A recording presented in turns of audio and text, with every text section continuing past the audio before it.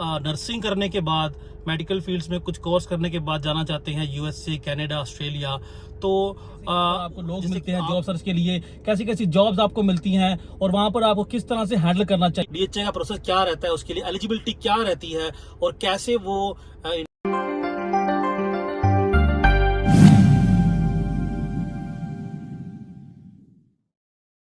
Hello दोस्तों, स्वागत है आपका आज के नए वीडियो में। दोस्तों, आज फिर दुबई की सक्सेस स्टोरी की एक वीडियो शेयर हो रही है जिसमें कैंडिडेट पंजाब से दुबई आए थे विजिट वीजा पर जॉब सर्च करने के लिए और ये एक मेडिकल फील्ड से रिलेटेड पर्सन है। इनकी जॉब अब लग चुकी है। आज की वीडियो में इनसे बातचीत करेंगे, ये बताएंगे अपने एक्सपीरियंस के बारे में, दुबई जॉब सर्च में सच्चाई क्या है, क्या यहाँ पर एडवांटेज आपको मिलते हैं, कैसे कैसे यहाँ पर आपको लोग मिलते हैं जॉब सर्च के लिए, कैसी कैसी जॉब्स आपको मिलती हैं और वहाँ पर आपको किस तरह से हैंडल करना चाहिए। तो यहाँ पर बहुत अच्छा एग्जाम्पल आपको मिलने वाला है जिसमें आपको बहुत सारी जानकारी मिलेगी कि जब आप दुबई आएंगे तो आपको जो इंटरव्यू होंगे, आपको पहली जॉब लगेगी। कई बार ऐसा हो सकता है कि आपको 1 से 2 या 3-4 जगह जॉब करनी पड़ सकती है अपनी सही जॉब को ढूंढने के लिए, क्योंकि हर कोई आपको इंटरव्यू में बताएगा कि हम आपको ये प्रोवाइड करेंगे, पर वाकई में जब आप जॉब स्टार्ट करेंगे वो चीजें आपको नहीं मिलेंगी कई बार। तो इस सब के लिए आपको ये वीडियो जो है बनाया जा रहा है इसी मकसद से, ताकि आपको पता लगे कि आपको किस तरह से उसको टैकल करना है और कैसे सही जॉब को चूज करना है। सो दोस्तों, मेरे साथ है हरप्रीत जो कि पंजाब से, जैसे मैंने बताया। अभी मैं इनसे बातचीत करूंगा और ये आपको बताएंगे अपनी पूरी स्टोरी के बारे में।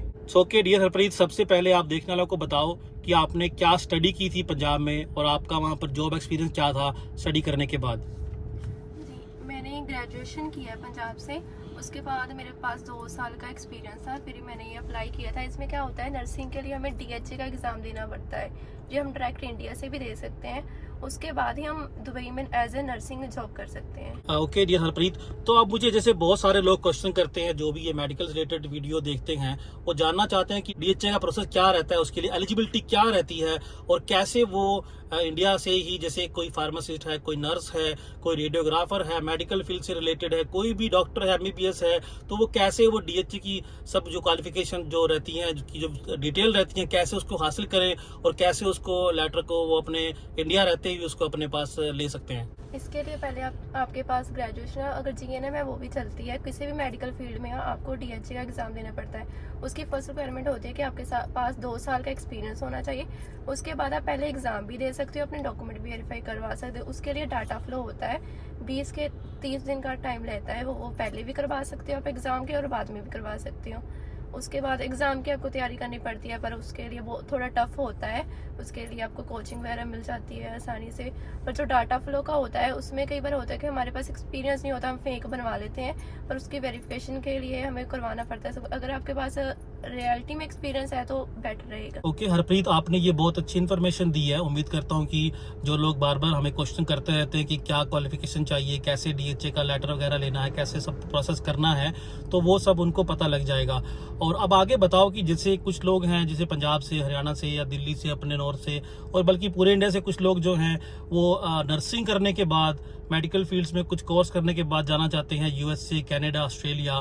तो जैसे कि आप हो, तो आप भी जैसे वहाँ पर नहीं गए उस कंट्रीज में, आप दुबई आए हो, तो इसका क्या रीज़न है कि आपने दुबई आना सही समझा? फर्स्टली अगर हमें कनाडा, यूके या किसी और कंट्री जाना हो तो उसके लिए फर्स्टली आपको आइल्स चाहिए। आइल्स भी चलो हो जाती है, बाद में फाइनेंशियल इशू आ जाता है, इसमें बहुत पैसे लगते हैं। अगर आपको कोई ऐसा इशू है फाइनेंशियली है जहाँ आपके पास आइल्स नहीं है, तो आप यहाँ पर डायरेक्ट 2 साल का एक्सपीरियंस लेने के बाद आ सकते हो।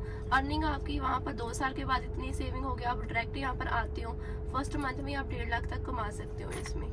अगर आपको कनाडा या किसी और कंट्री जाना हो, अच्छी कंट्री जाना हो, वहाँ पर अगर आप जाओगे एज ए स्टडी जाओगे, वर्क पर आपको नहीं लगता है, उसका अलग प्रोसेस होता है। अगर स्टडी जाते हो तो आपका 17 से 18 लाख लग जाता है। अगर आपको ऐसा कोई इशू है, इधर आकर रह सकते हो। 1.5 लाख अगर महीने में कमा रहे हो आप, सेविंग कर अगर 1-2 साल के बाद आप वहाँ भी जा सकते हो। सो कि हरप्रीत, जैसे कि आपने बताया सब, ये जो डिटेल में बता दिया आपने अच्छी तरह कि क्या रीज़न है कि आप यहाँ पर आए, क्योंकि यहाँ पर आप कम पैसे में आ सकते हैं।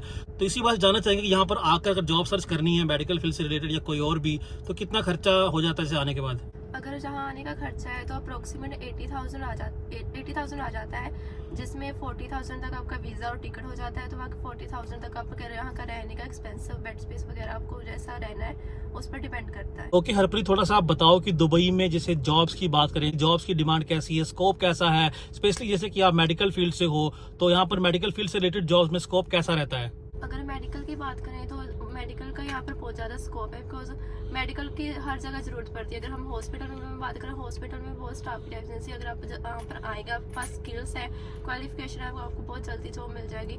अगर हम इसके अलावा मेडिकल के अलावा और डिपार्टमेंट में बात करें, वहाँ भी क्योंकि अगर हम इंश्योरेंस भी करवाते हैं उसमें भी मेडिकल होना चाहिए, तो उसमें भी आपको बहुत अच्छा स्कोप मिल जाता है। आप किसी भी डिपार्टमेंट में कहीं भी जॉब कर सकते हो मेडिकल में। सो कि हरप्रीत, आपने बहुत अच्छी इन्फॉर्मेशन दी है कि दुबई में यहाँ बहुत स्कोप है, मेडिकल लाइन में बहुत सारी अपॉर्चुनिटी रहती हैं। हर एक कंपनी की तरफ से मैंडेटरी रहता है, अर्जेंट रहता है, जरूरी रहता है कि मेडिकल बनाया जाए, तो इसलिए यहाँ पर हाई डिमांड रहती है मेडिकल की। तो जैसा कि वीडियो के स्टार्टिंग मैंने बताया था, कुछ ऐसा एक्सपीरियंस आपके साथ हुआ यहाँ पर, आपको 2-3 तरह की जॉब जो है वो करनी पड़ी थी स्टार्टिंग में, उसके बाद आपने जॉब अपनी सिलेक्ट की है, तो एक एक करके आप शेयर कीजिए सबके साथ।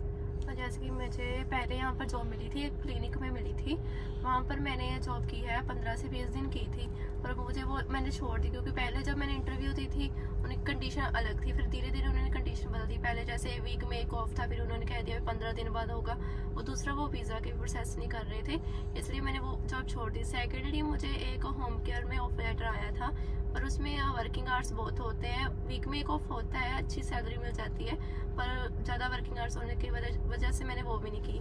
फिर थर्डली मुझे यहाँ से ऑफर लेटर आया था एक हॉस्पिटल से, तो वहाँ पर मैंने इंटरव्यू दी थी। तो मैंने वहाँ पर बताऊँ तो मेरे पास अभी 2 साल का एक्सपीरियंस था, पर वहाँ पर जो लोग आए थे उनके पास 10 साल 12 साल ऐसे एक्सपीरियंस था।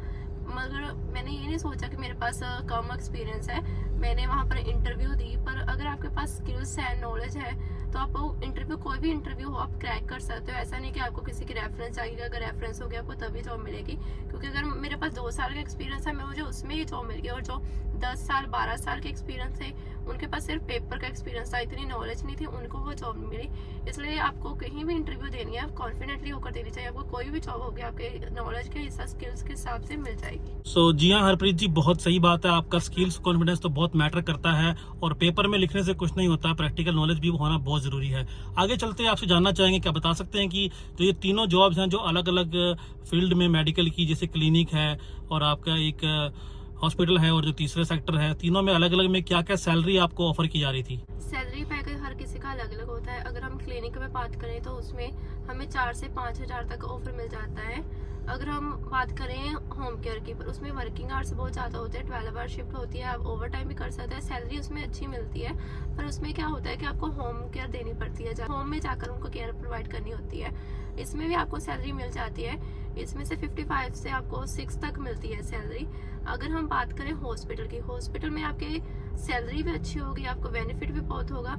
उसमें आपका सैलरी पैकेज 6 से 7 हज़ार तक होता है यहाँ पर। शुरू में कम होती है, पर धीरे धीरे वो बढ़ा देते हैं। इसमें वर्किंग आवर्स की बात करें तो ये सबसे कम होता है, सिर्फ 48 आवर्स होते हैं वीक के। सो कि हरप्रीत, जैसे कि आपने होम केयर, क्लिनिक और हॉस्पिटल की जॉब में आप काम कर रहे हैं, तो इन तीनों जॉबों में से आपने हॉस्पिटल को सेलेक्ट किया और पहली 2 जॉब्स को आपने रिजेक्ट कर दिया, तो उसका रीजन बता सकते हैं?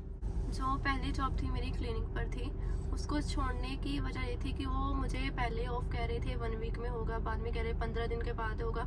15 दिन के बाद भी होगा नहीं होगा ये कंफर्म नहीं था। वो कोई भी कंडीशन पहले कुछ और कहते थे, बाद में कुछ और कर देते थे। ऊपर से उसमें थोड़ा मुझे सैलरी पैकेज भी कम लग रहा था, इसलिए मैंने वो छोड़ दी। सेकेंडली जो थी होम केयर में थी, तो उसमें आपकी नॉलेज लिमिटेड होती है। उसमें जॉब अच्छी होती है, आपको होम केयर देनी पड़ती है, पर आपको पेशेंट के घर पर जाकर देनी पड़ती है। सैलरी आपको हॉस्पिटल से भी कई बार अच्छी मिल जाती है, अच्छे पर वर्किंग आवर्स होते हैं, ओवर टाइम भी मिलता है इसमें आपको। पर मुझे वो नहीं करना था, क्योंकि मुझे हॉस्पिटल में ही जॉब करनी थी, मुझे हॉस्पिटल में एक्सपीरियंस करना, एडवांस नॉलेज अगर आपको चाहिए तो मुझे हॉस्पिटल में ही मिलेगी। सो ओके हरप्रीत, थोड़ा आप देखने वालों को ये बताओ, लास्ट पे जो आपकी जॉब है जो हॉस्पिटल में दुबई की एक लगी है, तो इसमें आपका ऑफिस टाइमिंग क्या है, सैलरी की रेंज क्या है, आपकी छुट्टी वगैरह कैसे है, थोड़ा सा देखने वालों को बताओ ताकि पता लगे कि क्या डिटेल और क्या फैसिलिटी मिलती है मेडिकल जॉब में, हॉस्पिटल में। अगर मैं हॉस्पिटल में अब मुझे जहाँ पर जॉब मिले वहाँ उसकी बात करूँ तो उसमें मुझे अभी 55 मिल रहा है। एवरी 6 मंथ वो 500 इंक्रीज करेंगे। इसके अलावा मेडिकल इंश्योरेंस वो सब बेनिफिट देंगे। अगर ड्यूटी आवर्स की बात करें तो इसमें 48 आवर्स वर्किंग है पर वीक, और लाइक 4 डे आपके वर्किंग हो गए, 12 आवर शिफ्ट और 3 डे आपके ऑफ हो गए। और इसमें आपको साल के बाद 1 मंथ की लीव मिलती है, आपकी होम कंट्री की टिकट वगैरह मिलती है, और ये पेड होता है मंथ। सो कि हरप्रीत, आपने बहुत अच्छी इन्फॉर्मेशन इस वीडियो में अभी तक दी है। उम्मीद करता हूँ कि बहुत सारी लड़कियों की ये इन्फॉर्मेशन काम आएगी और लड़कों की भी जो कि नर्सिंग में आना चाहते हैं। पर अब जो मेन मैसेज है, जो मेन बात पूछना चाहता हूँ गर्ल्स के बारे में, तो लोग बहुत सारे कहते हैं कि दुबई गर्ल्स के लिए सेफ है या नहीं है, दुबई में गर्ल्स के लिए कैसा एटमॉस्फेयर है, यहाँ पर कैसा बिहेवियर होता है। आपको क्या फील हुआ? अभी आपको 4 महीने हो गए यहाँ पर आकर, थोड़ा बताओ दुबई गर्ल्स के लिए सेफ है या नहीं है, जॉब के लिए दुबई कैसी जगह है गर्ल्स के लिए? अगर हम बात करें गर्ल्स के लिए तो ये बहुत अच्छी कंट्री है गर्ल्स के लिए, क्योंकि मुझे इतना टाइम हो गया, मैंने अभी तक ऐसी कोई बात नहीं सुनी है कि अगर ऐसी कोई घटना होगी किसी लड़की के साथ। क्योंकि यहाँ पर हम आराम से कहीं ग्रोसरी लेने जाना है, कुछ भी काम है, आप रात को 11 बजे 10 बजे कभी भी जा सकते हो। अगर हम ट्रांसपोर्टेशन की बात करें, बस में जाएं या मेट्रो में जाएं, उसमें भी गर्ल्स बहुत सेफ है, आराम से आप कहीं भी जा सकते हो, ऐसी कोई बात नहीं होती। अगर हम वर्किंग ऑफिस या कहीं पर हम काम करते हैं वहाँ पर भी बात करें तो गर्ल्स को बहुत रिस्पेक्ट मिलती है। यहाँ पर ऐसा नहीं है कि आपको डिसरिस्पेक्ट फील होगी कि आप गर्ल हो फिर काम कर रहे हो, कहीं पर भी आप काम करो आपको रिस्पेक्ट मिलेगी। ऐसा नहीं है काम छोटा है या बड़ा है। अगर हम घर की बात करें, जहाँ मैं रहती हूँ फ्लैट में, वहाँ पर भी लड़कियाँ रहती हैं, सब अच्छे आराम से काम पर जाती हैं, काम पर आती हैं। कोई ऐसा नहीं कि वो 10 बजे आ रही है 11 बजे आएगी या कुछ ऐसा होगा, ऐसी कोई बात नहीं। आई थिंक अगर मैं अपना एक्सपीरियंस शेयर करना चाहूँ तो Dubai is the best country for girls. Okay guys, be safe, take care, thanks for watching and stay tuned for next video.